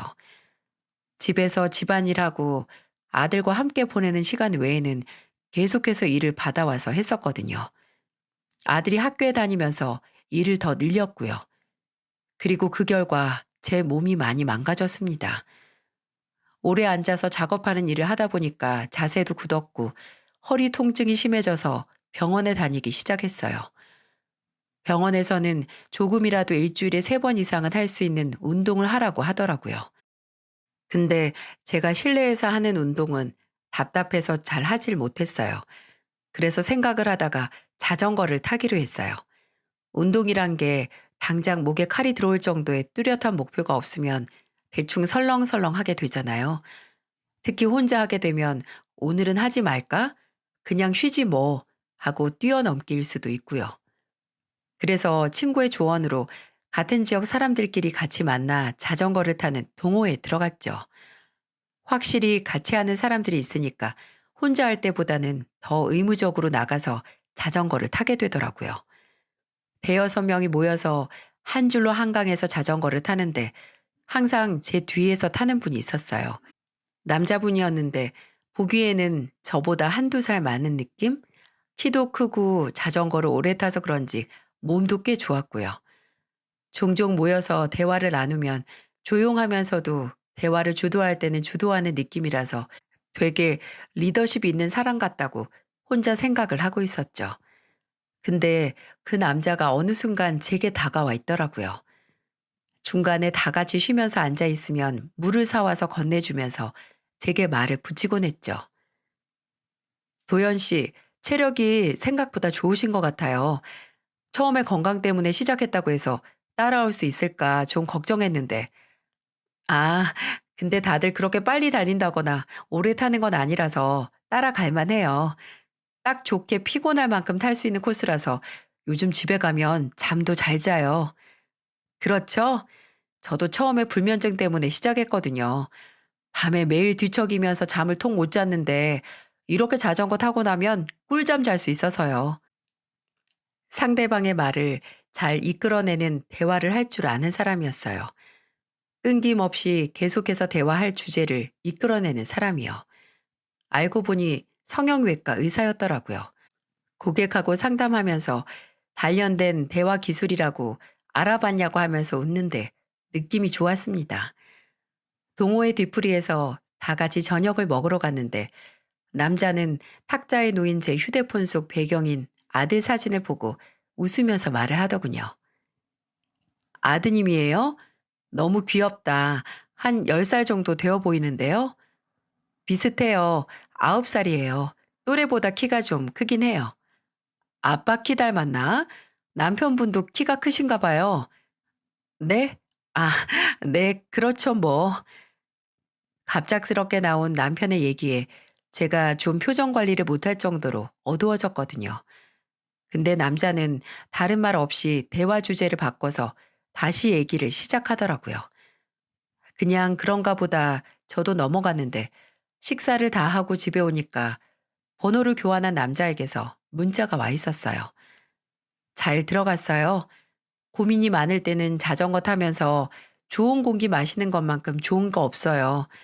동호회 모임 말고도 혹시 다른 사람하고 자전거 타고 싶으면 언제든 연락 주세요. 말 잘하는 만큼 이야기도 잘 들어주는 주연재입니다. 라고 말이죠. 남자는 그 찰나의 순간에 제 얼굴에 도는 어두운 기억을 알아본 모양이었어요. 처음에는 제 속을 내보였다는 생각에 이상하게 모임이 안 나가게 되더라고요. 일종의 방어 기제라고 할까요? 한동안 동호회 안 나가다가 오랜만에 나가니까 남자는 저를 보고 깜짝 놀라더군요. 그리고 그전만큼 말을 걸어오지도 않았어요. 근데 모임이 끝나고 파하는 분위기에서 조용히 저를 잡고 그러더군요. 괜히 개인적으로 연락을 해서 미안하다고 그게 부담스러워서 제가 모임이 안 나온 줄 알았대요. 이제 불편하게 만들지 않을 테니까 좋은 취미 그만두지 말라고 하는데 뭔가 풀 죽은 듯이 말하는 모습에 괜히 제가 미안해져서 무슨 생각에서인지 제 이야기를 털어놓게 됐습니다. 해가 져가는 한강 근처 풀밭에 앉아서 7년 전에 남편이 먼저 떠났고 그 후에 다른 사람을 만나서 가까워지는 것과 내 과거를 말하는 게 힘들다고 말이에요. 제가 제 속을 털어보이니까 놀랍게도 남자 입에서 전혀 예상치도 못했던 말이 나오더라고요. 진짜 같은 아픔을 갖고 있는 사람은 서로 끌리는 법인가 봐요. 그게 무슨 소리예요? 저는 5년 전에 사별했어요. 아내는 암이었고요. 남자는 제가 겪은 슬픔을 본인도 겪었다고 고백했습니다. 정말 묘했어요. 분명 저마다 비슷한 일을 겪어도 받아들이는 슬픔은 천지 차이로 다를 텐데 다 비슷한 일을 겪은 사람을 마주하는 것만으로도 뭔가 위로를 받는 기분이었죠. 이래서 동병상련이라는 말이 있구나 하고 한결 편해진 마음이었어요.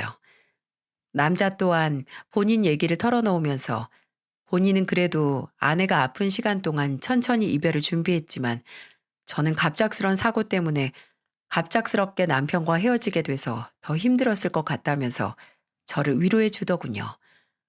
기억을 공유한다는 게 사람을 정말 빠르게 가깝게 만들더라고요. 남자와 저는 모임 외에도 만나서 그냥 밥도 먹고 대화를 하는 시간이 많아졌죠. 그리고 어느 순간 그 남자에게 심적으로 의지를 하고 있는 저를 발견했습니다. 저도 사람인지라 누군가에게 기대고 싶기는 한데 또 이래도 되나 우리 아들에게도 내가 누굴 만나는 게 괜찮을까 혹시 남편이 슬퍼하진 않을까 하는 터무니없는 생각까지 하게 됐죠. 그래서 막 연인 관계가 되기 전에 남자에게는 제가 좀 주춤하는 게 보였었나 봐요. 남자는 혹시 떠나보낸 사람에게 미안해서 본인과의 만남에 망설임을 가진다면 제가 편해질 때까지 기다린다고 하더군요. 그 마음 누구보다 본인이 더 잘한다고 말이죠. 그 말을 듣고 그래 이 사람만큼 지금 나를 이해해 줄 사람이 어디 있어? 하는 생각에 그 남자의 손을 덜컥 잡았어요. 같은 아픔을 갖고 있는 사람들끼리 연애를 시작한 거죠.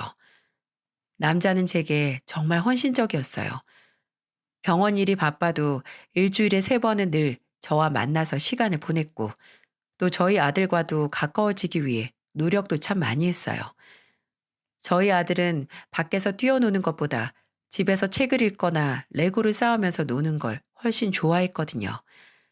그 취향을 어떻게 알았는지 아들에게 한정판 레고를 사다 주곤 했습니다. 어떻게 이렇게 이 나이 때 남자애들 마음을 그렇게 잘 알아? 요즘 현준이 현재 씨가 준 레고 가지고 노느라고 12시가 다 돼서야 자.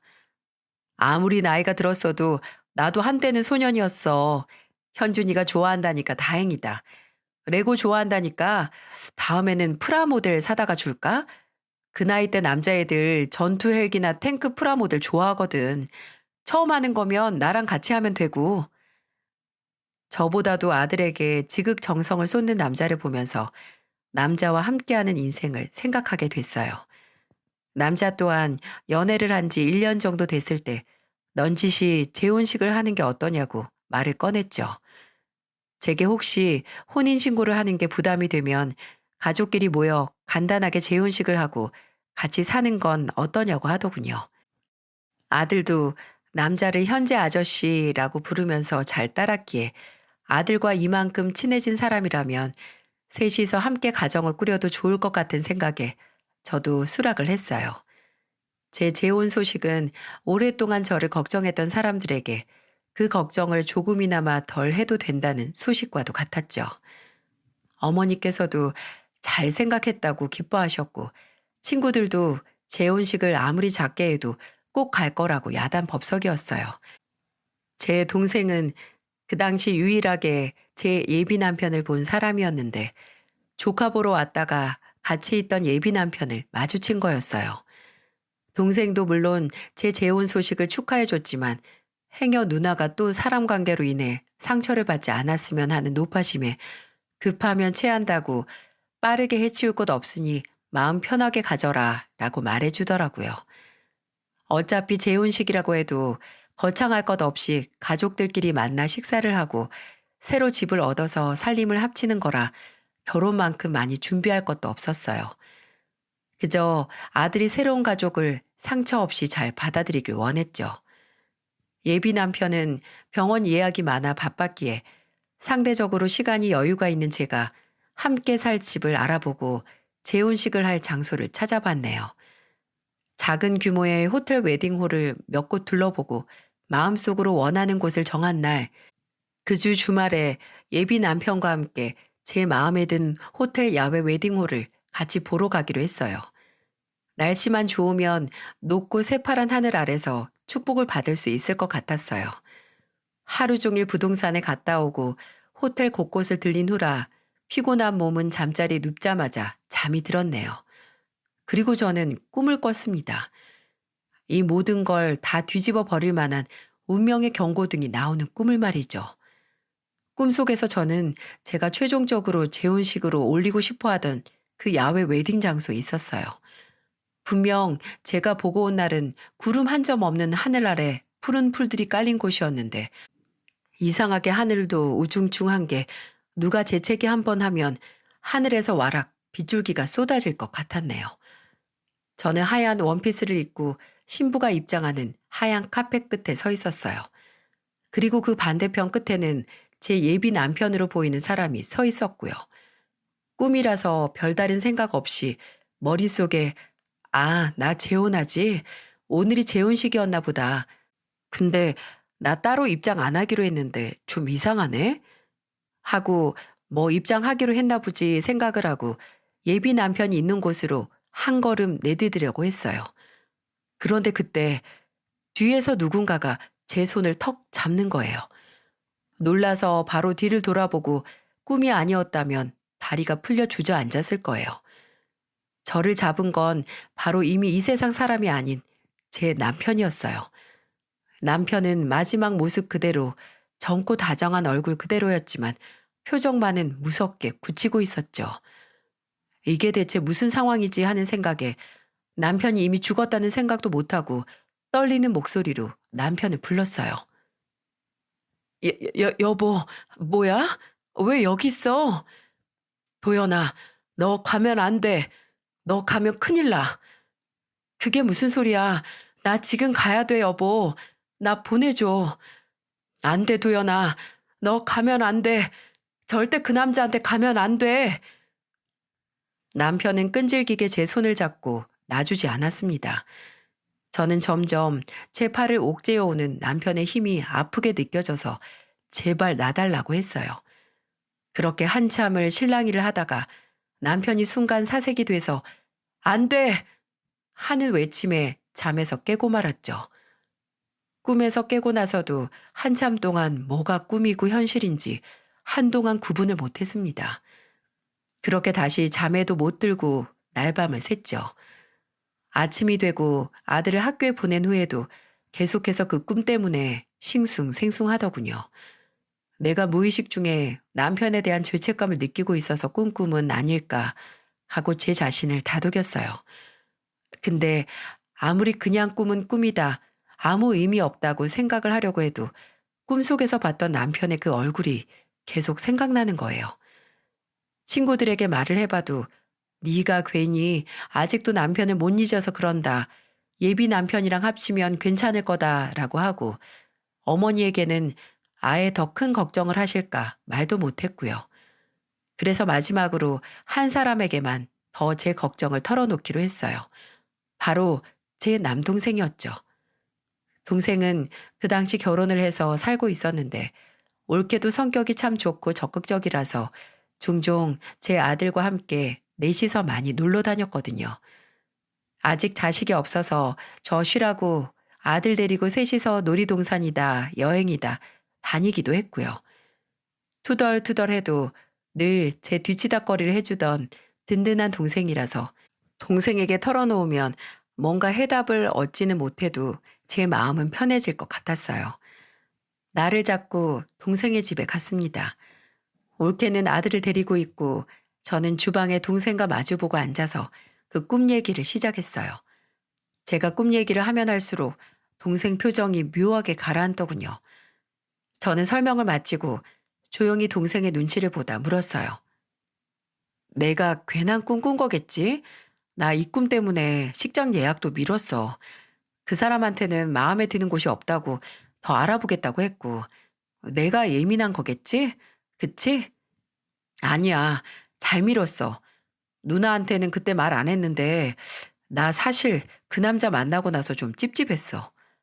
찝찝했다고? 왜? 왜 사람이 느낌이라는 게 있잖아. 그 사람 웃는 게 어딘지 좀. 원래 남자는 남자가 봐야 잘 아는 거야. 그게 뭐야? 그냥 느낌일 뿐이잖아. 그럼 누나는 한 번 꿈에 안 나오던 매형이 이때 갑자기 나온 게 그냥 우연 같아? 그걸 모르겠으니까 문제지. 진짜 개꿈이면 어떡해? 누나 잘 생각해봐. 아무리 누나가 사서 걱정한 거더라도 먼 일 나기 전에 돌다리 두드려 보고 가는 게 훨씬 나아. 그리고 누나, 매형을 생각해봐. 매형이 괜히 누나 꿈에 나와서 괜한 걱정하라고 속 시끄럽게 할 사람이야? 죽은 매형은 누나가 더 잘 알잖아. 내가 아는 매형은 아내가 새로운 시작한다고 해서 괜히 초칠 그런 사람 아니야. 오히려 본인 있고 잘 살라고 축복해줄 사람이지. 맞는 얘기였어요. 남편은 괜히 저를 혼란스럽게 할 사람이 아니었습니다. 그게 한낱 꿈의 형태라고 해도 말이죠. 동생은 제게 최대한 재혼식 준비는 미루고 예비 남편에게는 별다른 티를 내지 말라고 했어요. 내 친구 중에 정식이 알지? 예전에 우리 집 와서 누나가 한 떡볶이도 많이 얻어먹었잖아. 걔가 심부름센터 하잖아. 돈만 얹어주면 흥신소보다 사람들이 더 잘 캐. 친구 부탁이니까 돈도 덜 받고도 해주겠지. 동생은 심부름센터를 하는 친구에게 확실하게 예비 남편에 대해 알아봐 달라고 부탁하겠다고 했고, 저는 불안한 마음을 최대한 가라앉히고 기다렸어요. 기다리면서 수천 수억 번은 제발 그냥 내 불안감이 만든 꿈이겠지. 제발 그래라 라고 빌었습니다. 이 관계가 아깝다기보다는 그냥 다시 혼자가 된다는 게 무서웠나 봐요. 한 달 동안 예비 남편과 만남도 피하고 만나도 별다른 얘기를 안 했습니다. 예비 남편은 그저 제가 재혼식을 앞두고 마음이 뒤숭숭해서 그런가 보다 하고 넘어갔어요. 그리고 한 달 하고도 일주일 뒤에 드디어 동생에게서 연락이 왔습니다. 가타부타할 설명 없이 당장 지금 집으로 가겠다는 동생의 말은 제 불안감을 더욱 증폭시켰죠. 얼마 안 있어 동생이 집에 도착을 했고 동생은 제 얼굴을 보자마자 이 말을 내뱉었습니다. 나 지금 그냥 곧바로 그 새끼 병원 찾아가서 뒤집어 엎으려고 하다가 온 거야. 학교 수업도 다른 선생님한테 부탁하고 온 거야. 누나한테 말해주고 바로 다시 학교로 가야 돼. 대체 뭘 들었기에 일까지 제쳐두고 온 걸까 하는 생각에 턱까지 덜덜 떨렸어요. 제가 무슨 말이냐고 친구한테 뭘 들은 거냐고 묻자 동생은 주방으로 가서 냉수 한 컵 들이키더니 제게 노란 종이 봉투를 내밀었어요. 천천히 봐보라고. 보고 설명해 준다고 해서 저는 덜덜 떨리는 손에 최대한 힘을 주고 봉투를 열어 내용물을 확인했죠. 그리고 그 안에 있는 건 당장 산속에 들어가서 미친 듯이 소리를 지르고 싶을 정도로 기가 막히고 충격적이었어요. 이건 지금 별거 중인 두 번째 와이프 사이에서 난 애들이랑 패밀리 레스토랑에서 나오는 사진. 그리고 이건 그 인간. 보여? 와이프랑 사별한 흔적도 없고 심지어 지금 와이프랑 별거 중이야. 별거 중. 등본에 애가 셋이야 셋. 첫 번째 와이프는 이혼했고 심지어 이혼도 이 새끼가 바람 피워서 이혼당한 거야. 정식이가 확실히 하려고 전에 다니던 병원 사람까지 수소문해서 찾아서 인터뷰했다고 하더라. 그 병원에서 나와서 따로 개업한 것도 바람나서 이혼당한 거 소문 쫙 나서 잘려서 그런 거야. 참나. 심지어 병원에서도 사생활 난잡하기로 유명했다더라. 간호사들한테 찝쩍거려서 그만둔 사람도 한둘이 아니고 환자들한테도 그 지랄해가지고 병원 옮긴 사람도 있대. 두 번째 와이프는 지금 별거 중인데 애들은 꾸준히 만나나 봐. 지금 사는 집 주소가 이 인간 명의가 아니라서 정치기가 미행했더니 병원 퇴근하고 광진구에 있는 아파트로 갔대. 거기가 원래 살던 집이야. 두 번째 와이프랑 누나한테 알려준 오피스텔은 별거 하느라고 전세로 잠깐 사는 거고 와이프랑 애들은 거기 살고 있어. 그 새끼가 먼저 누나한테 부담스러우면 혼인신고는 나중에 하자고 했다고 했지? 그랬겠지. 이미 결혼한 새끼가 어떻게 또 결혼을 해? 진짜 우리 매영 큰일 했다 큰일. 매영이 누나 꿈에 안 나와서 덜컥 살림 차렸으면 누나 아무것도 모르는 상태에서 상간녀 될 수 있었던 거야. 내가 진짜 그 새끼 병원에 가서 요절을 내려고 하다가 참았어. 이 새끼 지금 소송 걸린 것도 있는 거 알아? 환자가 고발. 누나, 내 얘기 듣고 있어? 땜에 커다란 구멍이 뚫린 듯 콸콸콸 얘기를 하는 동생의 말들을 전부 귀에 담으면서도 제 눈은 사진 하나에 집중됐어요. 바로 예비 남편, 아니 그 자식이 본인 자식으로 보이는 아이와 대형 장난감 가게를 손잡고 나오는 사진인데 아이가 품에 안고 있는 그 장난감이 바로 며칠 전 제 아들에게 사다 주었던 것과 똑같은 프라 모델이었던 겁니다. 걷잡을 수 없는 분노에 사로잡힌 저는 그대로 눈앞의 사진과 서류들을 모아들었어요. 그리고 저를 부르는 동생을 모른 척하고 동생 집에서 나와 택시를 잡아탔습니다. 그때 운전대를 잡았으면 사고가 날 것 같았거든요. 그리고 그대로 그 인간의 병원으로 향했어요. 내가 남편을 잃고 그리워한 감정을 가지고 이용한 그 인간을 만나러 말이죠. 병원에 들어서서 데스크 직원이 말리든 말든 밀고 그 인간이 있는 진료실로 들어갔어요. 마침 상담이 끝났는지 환자가 나오는 중이었고 의자에 앉아있던 그 인간은 당황한 얼굴로 저를 올려다봤죠. 어? 당신이 어쩐 일이야? 갑자기? 죄송합니다, 원장님. 이분이 갑자기... 아니에요. 아는 사람이에요. 점심시간까지 예약 없죠? 그 인간은 아주 부드러운 말투로 저를 따라 들어온 간호사를 내보냈고 다시 저를 보고 무슨 일이냐고 다정하게 물었습니다. 아는 사람? 그래. 이미 병원 사람들은 원장님 아내랑 자식들 빤히 다 알고 있을 테니까 나보고 재혼할 상대라고 말도 못하겠지. 무슨 소리야. 느닷없이 찾아와서 알아듣게 좀 말해. 어? 시간 아까우니까 모른 척 하지 말자.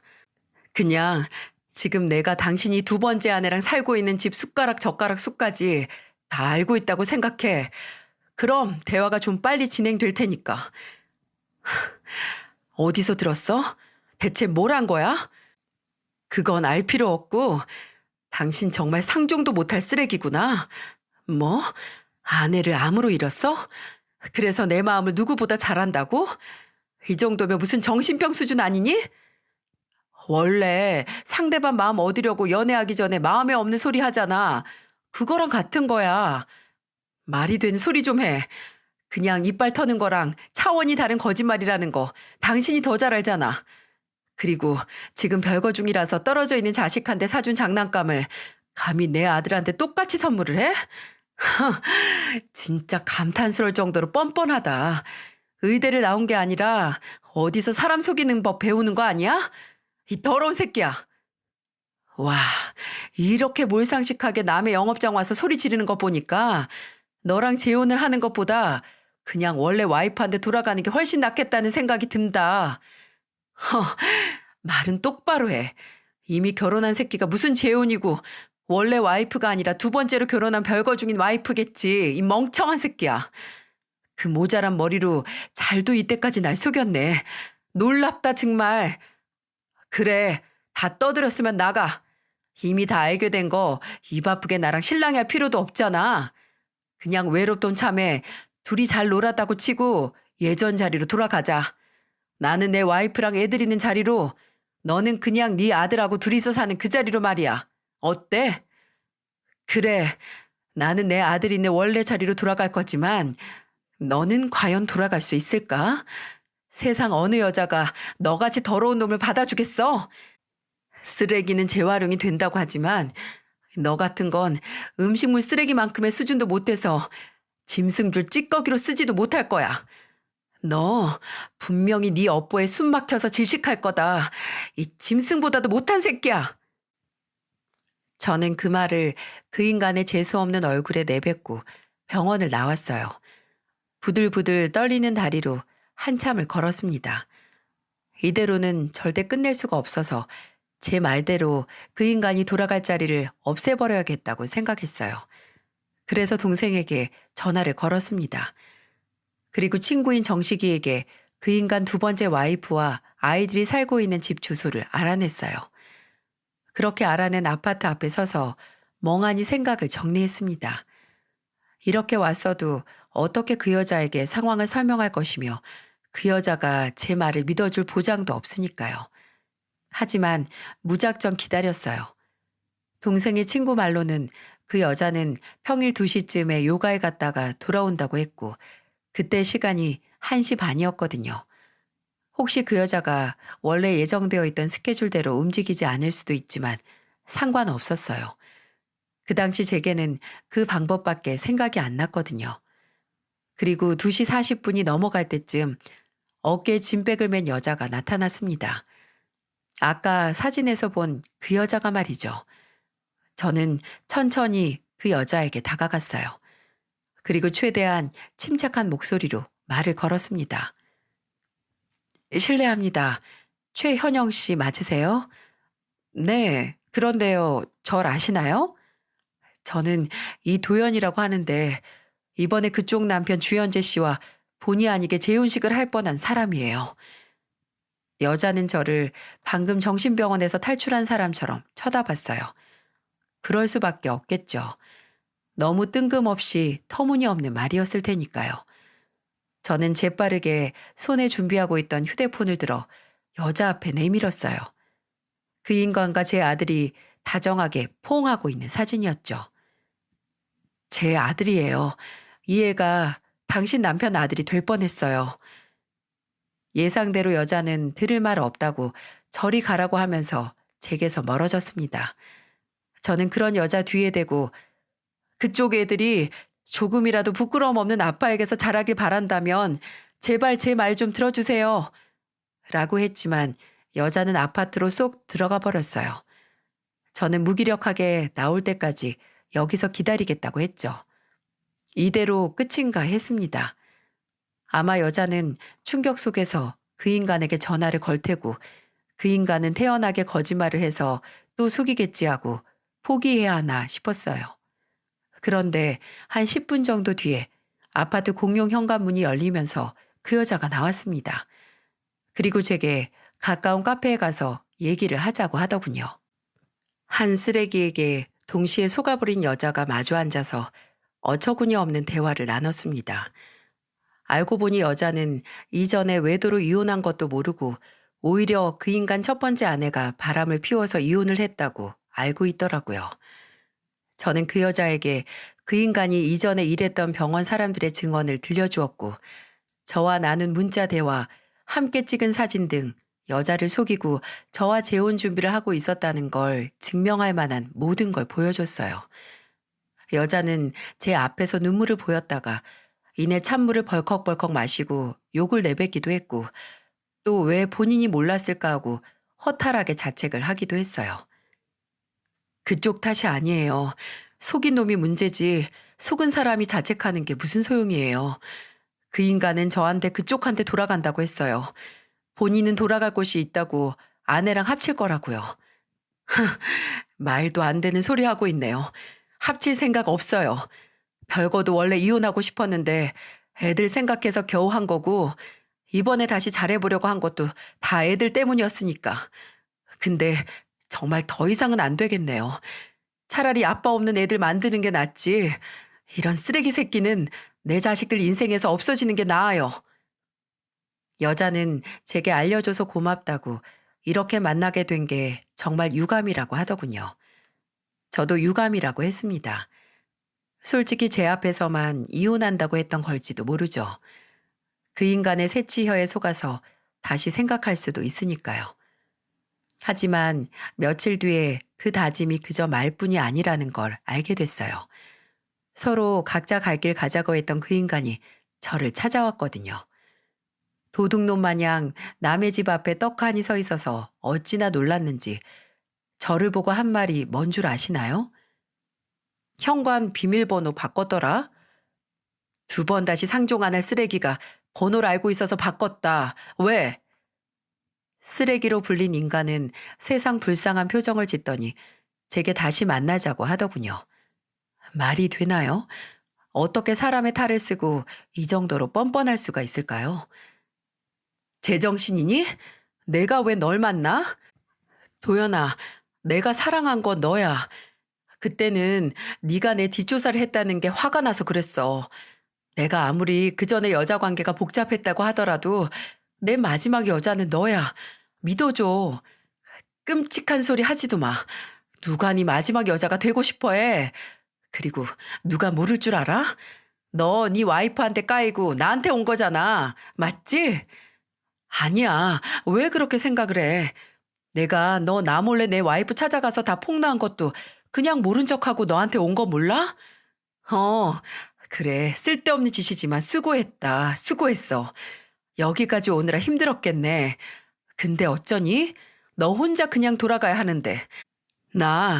너 같은 쓰레기는 냄새 나서 옆에 못 있겠어. 부탁이니까 제발 찾아오지 마. 어? 그리고 행여 이게 끝이라고 생각하지 말고. 네 업보 아직 절반도 너한테 돌아간 거 아니니까. 그렇게 말을 하고 얼굴 앞에서 문을 쾅 닫으면서 들어갔어요. 제 마지막 말은 빈말이 아니었습니다. 여자한테 버림받은 결말이 끝이 아니게 만들어주고 싶었거든요. 그래서 그 후에는 변호사를 찾아갔어요. 그 인간을 혼인빙자 사기죄로 고소하고 싶었어요. 하지만 안타깝게도 둘 사이에 금전 문제가 없었다면 사기죄는 성립하지 않는다고 하더라고요. 혼인빙자 간음죄가 있었다면 고소할 수 있었겠지만 이미 사라진 법이었고요. 진짜 이게 마지막인가? 더 처절하고 시원한 복수를 해서 업보가 그 인간 목을 조르게 하고 싶었는데 라고 좌절할 뻔했습니다. 할 뻔했어요.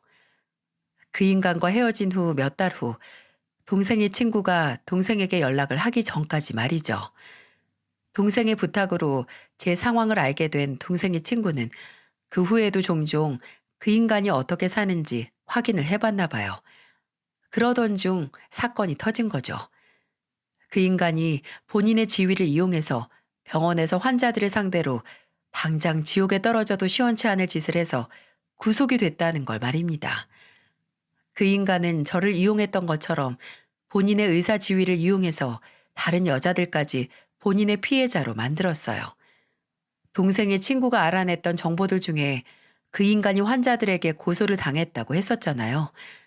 그중 제대로 된 증거를 가진 피해자가 나왔는지 그 인간은 그 일로 면허가 정지되고 바로 구속 송치됐다고 동생이 한껏 흥분을 해서 제게 알려주더군요. 제가 나서지 않았어도 어차피 그 인간은 본인 업보에 깔릴 운명이었나 봅니다. 정말 업보라는 게 부메랑처럼 돌아오는 건 정말 맞나 봐요.